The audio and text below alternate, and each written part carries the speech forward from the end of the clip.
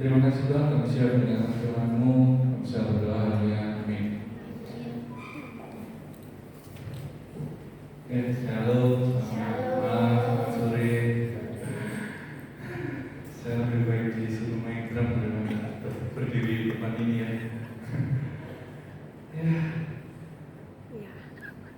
Shalom semuanya. Shalom.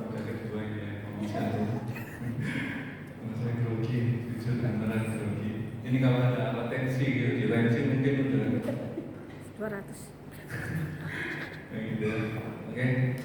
Malam hari ini masih dalam nuansa kemerdekaan ya.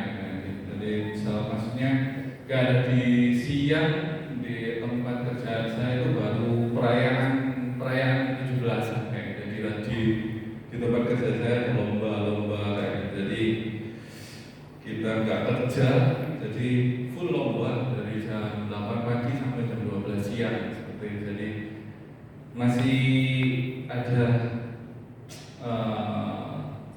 euforianya seperti itu. Nah hari ini saya dikasih waktu berapa durasinya? 10 menit. 6.15. Kalau kurang dari 40 menit nggak apa ya? Nggak apa-apa. 10 menit cukup. Ya. Ya, kemerdekaan kayak gitu. Apa sih kemerdekaan? Kalau di Kamus Besar Bahasa Indonesia KBBI, kemerdekaan itu kebebasan, terlepas dari penjajahan dan sebagainya seperti itu kalau di Kamus Bahasa Indonesia. Nah, di sini aku mau sampaikan tentang kita mau sharing bukan saya bukan seorang hamba Tuhan, saya hanya pemain musik. Jadi kita mau sharing aja, bukan maksud menggurui atau apa, tapi kita sharing. Jadi mohon bimbingannya Bapak Gembala kalau misalkan ya hidup sebagai orang merdeka. Kalau hari ini saya mau sampaikan itu seperti itu, hidup sebagai seorang yang merdeka. Kayak gitu. Merdeka seperti apa sih? Kebebasan, bebas. Maksudnya di sini bukan kebebasan, jadi nggak ada ikatan apapun. Bangsa Indonesia sebelum merdeka tetap dalam penjajahannya, kayak gitu. Istilahnya ada kerja paksa, hasil pertanian direbut, diambil apa, dibayar atau apapun itu. Saat penjajahan seperti itu, terbelenggu dalam sesuatu hal. Jadi hidup dalam kemerdekaan kita udah bebas nih, Indonesia udah bebas dari penjajahan seperti itu. Udah nggak ada lagi nih kerja rodi seperti itu, udah nggak ada lagi seperti itu ya. Jadi cuma nggak tahu kalau di dunia kerjaan sekarang pun ada istilah kerja rodi atau enggak, nggak tahu ya. Seperti itu. Jadi hidup sebagai orang merdeka. Kita sebagai orang Kristen merdeka seperti apa sih? Kita udah hafal ayatnya kalau misalkan saya sebut Yohanes 3:16 ya, yang karena begitu besar kasih Allah dunia ini sehingga yang mengaruniakan yang tunggal supaya setiap orang yang percaya tidak binasa seperti itu. Jadi ini nih awal kemerdekaan orang Kristen seperti itu. Jadi kita udah merdeka nih dari belenggu-belenggu yang membuat kita terbelenggu seperti itu karena kasih karunia seperti itu. Jadi karena kasih kita dimerdekakan. Saya bisa juga bisa bilang gitu. Karena kasih kita dimerdekakan dari hal hal-hal yang mengikat kita seperti itu. Kita bisa buka di Roma pasal 6 ayat 18. Roma pasal 6 ayat 18, saya bacakan. Roma pasal 6 ayat 18. Kamu telah dimerdekakan dari dosa dan menjadi hamba kebenaran. Kamu telah dimerdekakan dari hamba dosa dan menjadi hamba kebenaran. Jadi kita sudah terbebas sudah merdeka dari hamba dosa. Dan sekarang kita menjadi hamba kebenaran.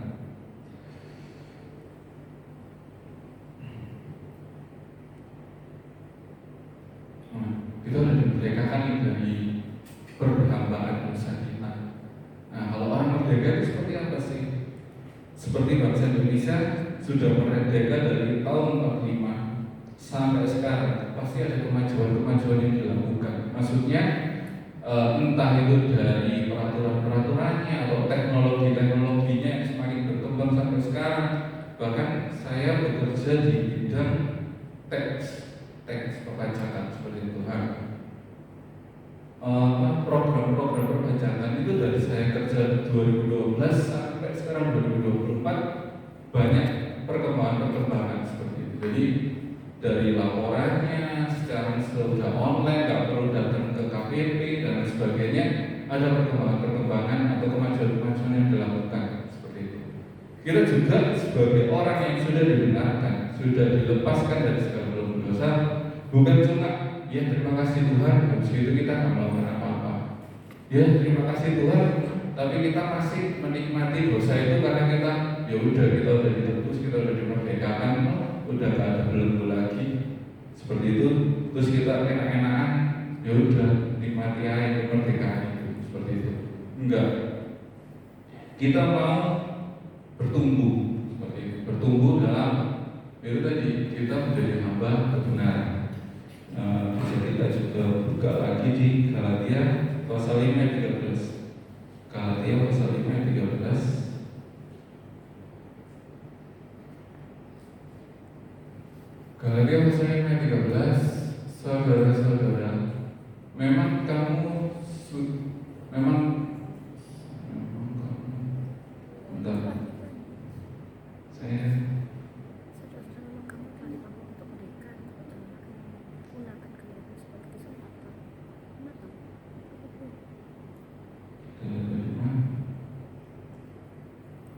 Galatia 5 pasal 3 ayat 13. Saudara-saudara, memang kamu telah dipanggil untuk merdeka, tetapi janganlah kamu mempergunakan kemerdekaan itu sebagai kesempatan untuk kehidupan dalam dosa, melainkan layanilah seorang akan yang lain oleh kasih.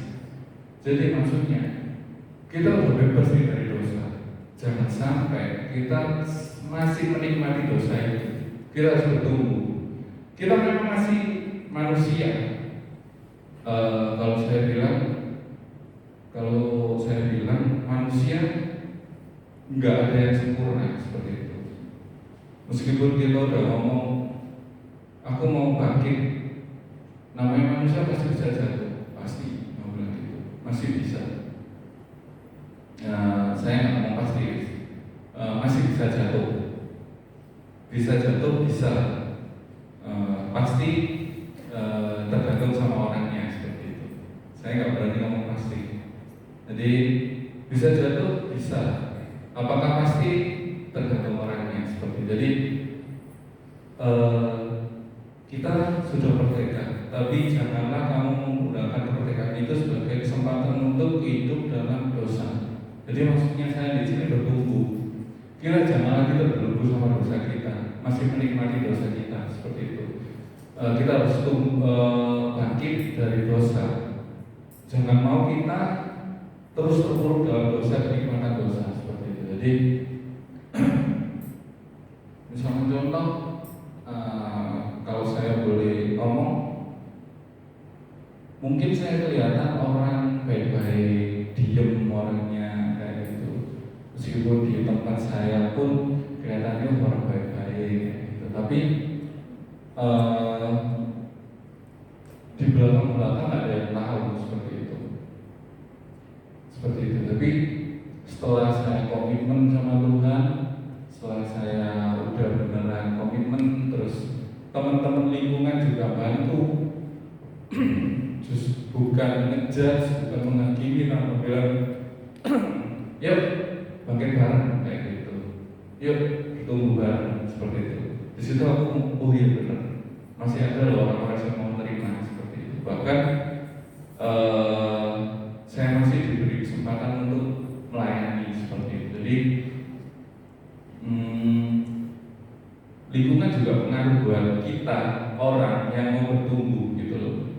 Jadi gereja-gereja pun itu sebenarnya juga kalau bisa mendukung, bukan menghakimi, bukan malah ngejudge kamu nggak benar, kamu nggak layak, kamu dan lain sebagainya kayak gitu. Saya berharap sih ada tempat untuk orang-orang seperti mau bertumbuh, itu malah dikasih, bukannya kita berharap enggak, akhirnya kita ngerasa ya wis melakukan dosa terus enggak ada hukuman atau apapun itu, enggak gitu. Saya mau bilang misalkan nih, kalau dibilang bisa istilah, kalau misalnya gereja itu bukan suatu ruang pengadilan, sidang pengadilan, tapi ibaratkan seperti kayak bengkel gitu loh. Jadi kalau kita yang rusak diperbaiki, benahi, bukan tambah di buang, bukan malah dirusak, bukan malah wah ini motor guys gak jadi apa-apa, ini udah gak bisa, ini berat, ini seperti itu. Enggak. Jadi oh bisa kok ini, nanti ini diganti, oh ini nanti bisa diganti kayak gitu. Bukan berarti wah wes gak bisa ini, wes rusak, berat ini wes gak bisa kayak gitu. Jadi untuk orang-orang yang mau bertumbuh pun itu juga butuh dukungan seperti itu. Jadi saya beruntung punya lingkungan seperti itu, jadi masih didukung. Terus teman saya juga bilang, kalau kamu komitmen mau bertumbuh, kamu bilang iya proses kak, iya proses, tapi kamu selalu bilang proses, kalau nggak ada progres itu sama yang omong kosong kayak gitu. Jadi kita mau bertumbuh, kita bilang iya aku mau berproses, tapi kalau kita mau proses, kita nggak ada progres dalam kehidupan kita, itu sama yang omong kosong gitu. Komitmen kita di mana? Seperti itu. Seperti contoh misalkan saat kita bangun rumah atau renov rumah, terus tukang kita bilang, oh iya pak dalam proses.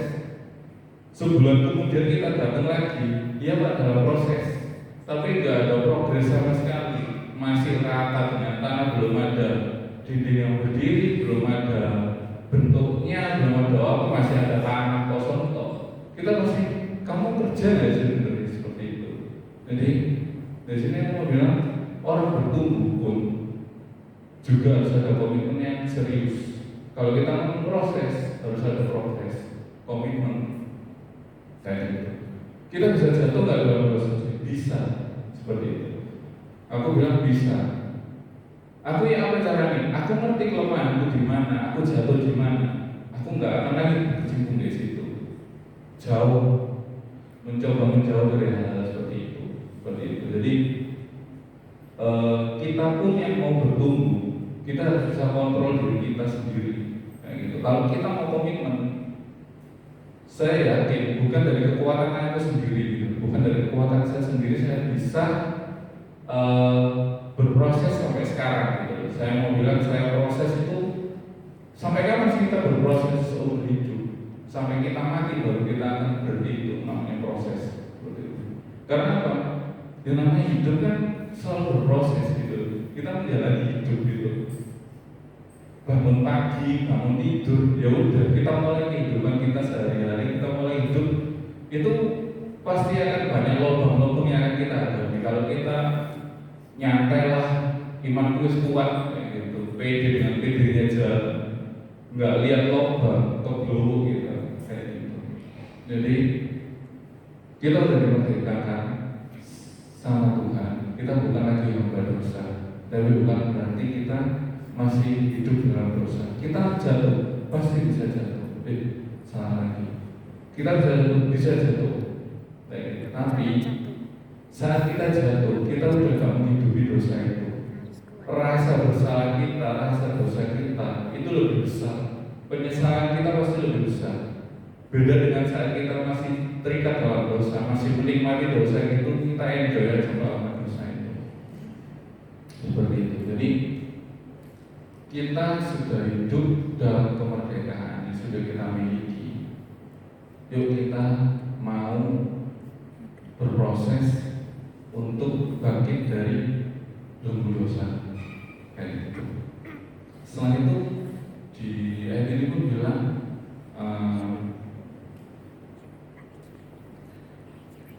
yang bagian B, melainkan layanilah seorang akan yang lain oleh kasih. Kayak gitu. Setelah kita udah mulai tumbuh, mulai berproses, mulai ada di progres dalam kehidupan kita bagiin sama teman-teman, sama orang-orang kayak gitu. Saya sama istri itu dari zaman kapan itu udah pelayanan di siswa kayak gitu. Jadi saya lebih pede kalau sama siswa. Tapi kalau di sini saya grogi gitu, beda vibe-nya itu beda. Apa lah sama.